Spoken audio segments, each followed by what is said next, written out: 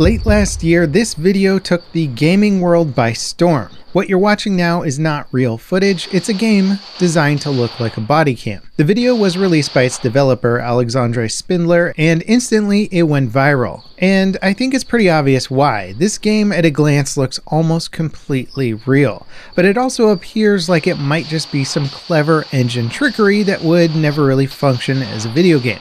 Or at least that's what we thought until Alexandre and his indie team revealed a new trailer for Unrecord. They're now making a story-driven Unreal Engine 5 single-player FPS where you play as a tactical police officer trying to solve a complex case told from the perspective of your body cam. The gameplay will extend beyond just shooting bad guys to a multi-choice dialogue system and a diverse set of characters. Now obviously the interest in this game stems from its presentation. It's doing a ton of interesting things to help convince your brain that what you're watching isn't a game, including techniques like face blurring on characters. And today I want to take a deeper look at some of these things and try to break down what makes Unrecord so realistic and also how it's gonna play. Some of the tricks appear obvious to me while others are much more subtle. Now, one of the first things that stood out to me as just being exceptional is the animation. All of the weapon manipulation animations, hand gestures, and third-person character animations look extremely real. And the crazy thing is, an animator working on Unrecord, Milton Hort, said that the weapon and hand animations are actually hand-keyed as opposed to being motion captured. Building these animations from the ground up is no simple task. And looking at the rest of Milton's demo reels, it's clear that he has a talent for this specific type of look.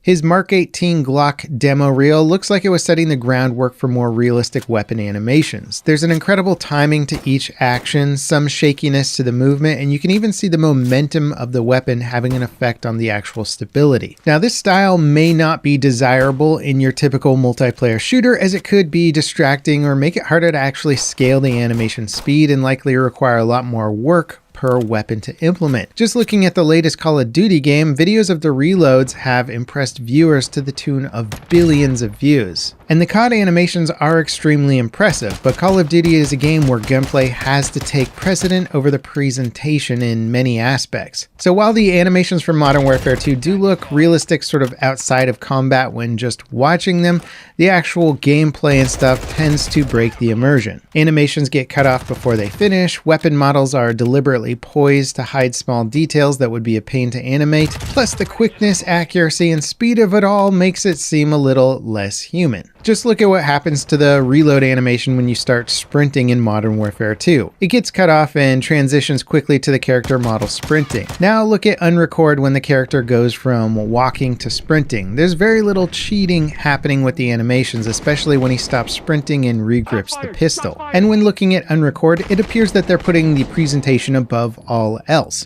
It's hard to say how the gameplay might be affected by some of these weapon animations, but it's certainly impressive to look at. Often when VFX artists talk about what makes CGI convincing, they bring up those small imperfections that you'll only notice subconsciously if they're absent. The pores on your skin stretching when you smile, muzzle flashes being a light source instead of overlaid in post, adding imperfections in the compositing process like smoke or camera shake, and all these things when combined together create convincing visual effects, and it's very clear that the devs making Unrecord know what they're doing. To me, one of the more obvious examples of the imperfections being added to the animation is just how much the secondary movement the character arms make as they move. The gun isn't just locked into the center of the screen. It wobbles around like it would if you were to move in real life. This is something that a lot of modern FPS games do, but they only go so far because in a multiplayer FPS, your gun model has to represent where it's being aimed as much as possible. And the other aspect of the animation that stands out is just how many unique animations there are in the trailer.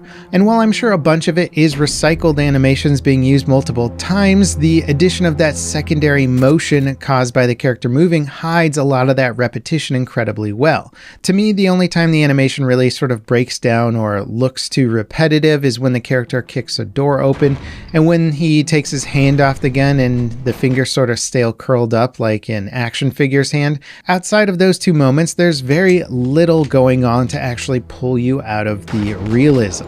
Now, the enemies seen in the trailer are shown in glimpses, or rather flashes of action, so it's hard to see how they react in detail to gunshots since the whole screen goes kind of crazy during gunfire. But the way that they interact with the environment after being shot does sell the animations really well. However, at the end of the trailer, when the character has his hands up in the surrender pose, things fall apart just a little. His shirt doesn't crease or ripple the way that you might expect it to in real life, and there's some jumpiness between his standing and falling animation states, but none of that is stuff that couldn't be improved on, nor does it stick out massively. You also completely forget about it when the entire room explodes. Now, certainly a big cheat that the devs are employing is censoring faces. Like I mentioned earlier about the subtle details of VFX, there's nothing harder to make look real than a human face. It's the thing that we spend our entire lives staring at in the mirror. So taking advantage of the body cam theme and censoring the suspects' faces is a brilliant move by the devs. It basically ensures that they only have to worry about facial animations when they can do them convincingly. That's probably going to save them a ton of time in the development, letting them focus on stuff that they can't hide, like all of those weapon animations. Now, without question, the biggest trick that the devs are using to make the game look so real is the whole body cam aesthetic. Simulating life and making it look photoreal is crazy hard.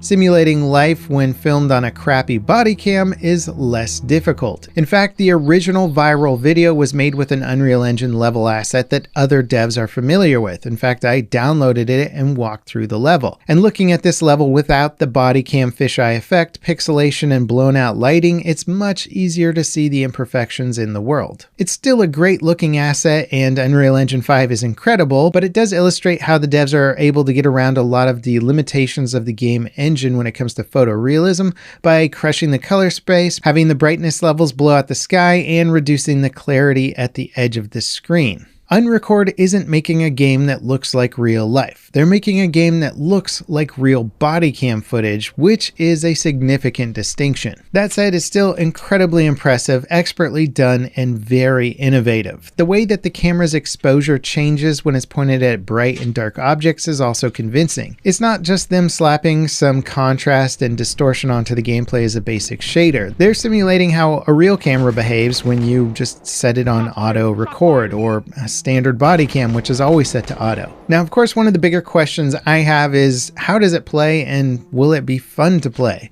Watching the footage, I couldn't help but think that playing this for any extended period of time might make me extremely sick. The motion sickness could get really intense, but sometimes when you're actually in control of the character, it can be less severe, so it's hard to tell from the footage. Now, also when it comes to aiming, there's a lot of situations in the trailer in which the gun sights are not lined up with the camera. This makes the footage look far more real, but also I believe the game is probably going to be using a healthy dose of auto aim to get the shots to land, which honestly could work fine for a single player game that's based much more on presentation and your character's movement versus your aiming skills. In fact, it would be kind of interesting if the gameplay skill revolved more around how you clear an environment based on your cover and pieing angles versus just your aiming skill. Anyway, I'm quite impressed with the trailer, and I think the devs could have a huge hit on their hands if the rest of the game follows the same quality level of what's been shown so far. Intelligently, there's no release date for Unrecord at this point, but you can be sure that I'll be covering it when it comes out. But what do you guys think? Is this new body cam technique going to be a neat one-off, or do you think it's going to kick off a whole wave of body cam shaky shooters? Let me know in the comments. Next up, check out this video about an AI anti-cheat that may actually end cheating in video games. As always, guys, thanks for watching, and I'll catch you next time. This is Level Cap signing off.